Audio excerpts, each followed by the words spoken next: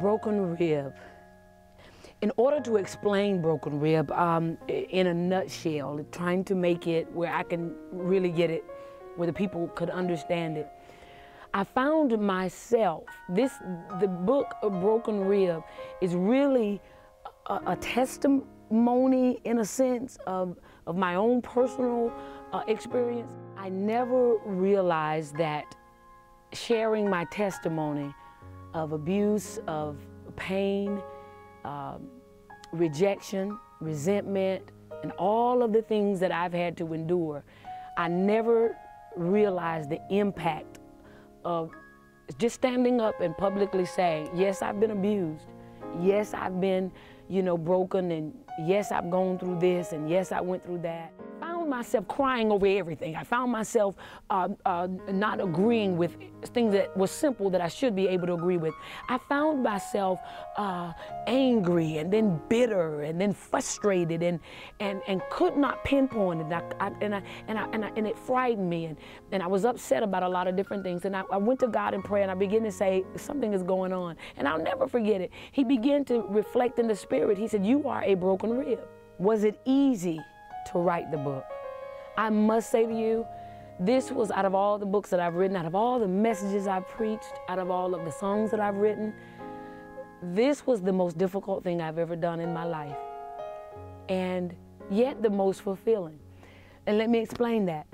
A broken rib. You do not write a book entitled A Broken Rib, Deep Wounds Do Heal, if you have not been broken.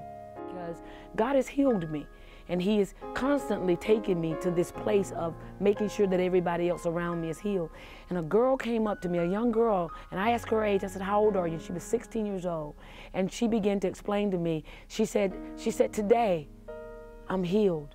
She said, today, I'm going to leave this place smiling, and I'm going to leave free. And she grabbed me and she hugged me. And she began to say this to me. As I'm hugging her, the Spirit just began to just impress upon me in the Spirit to just listen to her. And she said these words to me. She said, and I began to say, as the Lord led me, I said, you're going to go back to school with a different view. You're not going to be afraid to go to school. God has given you peace to go to school. Not knowing, as she's holding me, she said these words to me. She said, thank you, I'm gonna go back to school healed. She said, last year, I was on my way from school and I got attacked and raped. And I began to say to her, well, God began to say to her through me, was that how her court case and all that. And she said, on Tuesday, and this was on a Friday night, she said, and this coming Tuesday, I go to court for that case. And she said, today I'm leaving no longer afraid. I believe that this is what the mandate that God wants me to get out. The first book written to couples, they're going to see in the book, I held no secrets back. I held nothing back. There's nothing hidden, because I think that when God placed His mandate on my life, He expected me to be transparent. So in the book, I talk about my own relationship with my husband, now 25 years, and the painful process of marriage and some mistakes and some hard, deep wounds that was in my life that I took into my marriage. There were some things that I even write about in the book that I took into my marriage that in essence hindered my marriage and my love, or the way that I could love, because wounded people have a difficult time of loving, because they live their life guarding their heart. So even when people genuinely want to love them, it's hard for them. They just can't jump out in love. A wounded person will never jump into love. They step or they ease into it, because we make up in our mind that we're not going to be hurt like that again. And so in writing the book, I had to be transparent. My husband found out a lot of things about me he didn't know, that he saw it in behavior, he saw it in outbursts, he saw it in my pain and my tears, but he didn't know the root of it. So after 25 years of marriage, I had to reveal some things to my husband as to why I was the way that I was. And that brought understanding to him. And in doing that, he began to say, honey, you're not alone. I'm going to ride the rest of your life out with you. And it brought healing to me to know that I could share with him some things that had occurred in my life and not feel ashamed, not feel embarrassed, and allow God to close the doors to that. And I must say that I have seen God move in my marriage after 25 years, and God has taken us now on a journey that is absolutely amazing. Actually, my husband, Pastor Lee Capehart, wrote the foreword for A Broken Rib, and I'm so honored to him. And he said to me that it wasn't until I did the teaching on A Broken Rib that he actually realized how to love me, what I needed from him as a man, as a husband. And so writing the book was extremely difficult. There were nights I sat at my computer and I would weep for hours before I could restart writing it.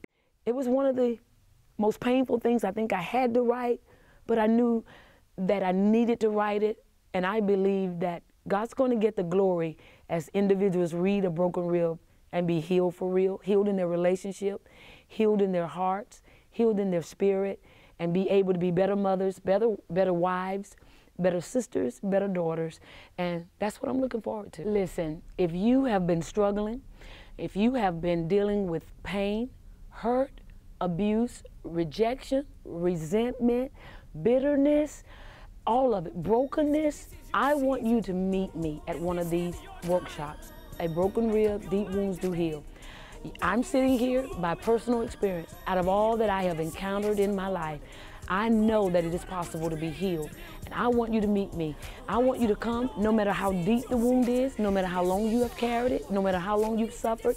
It does not even matter if you think that all hope is gone. You are going to experience a level where you're going to say, I never thought I could be this happy. I never thought I could be this free. You cannot afford to miss it. I promise you, as I've seen God do in my own life with healing, you are going to, your life is never going to be the same again. So come and participate. We're going to have a time. Yes, we're going to cry. We're going to cry. Because in order to be healed, sometimes you have to dig a little deep. You're going to cry, and then we're going to laugh. And I'm telling you, it's going to be simply amazing at what you're going to experience. And I know that what you're going to see at the conference, the information that you're going to receive, you're going to go back. Forgiveness will take place. Even in some people, I've had people to say, I'll never forgive my father for what he did. I'll never forgive my husband for what he did. I'll never forgive the man that raped me. I'll never forgive the man that beat me. I'll never forgive my mother for leaving me. I understand that the pain, because that's your pain talking. But when you listen to the testimonies and when you walk through this process with a person who has been there and a person who's come from there on the other side, you'll be able to say, I too can experience the joy of being healed for real. So meet me at one of the Broken Rib series teaching of the book, and we're going to have an awesome time in the Lord. You don't want to miss it. I promise you, this is going to be a season in your life where you're going to say, what took me so long to get to this place of joy? Meet me there. I look forward to seeing you. You're going to meet me personally. This is a very informal teaching. It's going to be interacting. I'll be talking with you. It's going to be very informal. It's going to be hands-on. So meet me there. I look forward to it. Listen, this is your season, and this is your time. Make up your mind today. Don't miss your moment. You need to just say yes to the Lord. I'm going to do what I was created to do. Rise up and know that this is your season. This is your hour. You need to just say yes to the Lord.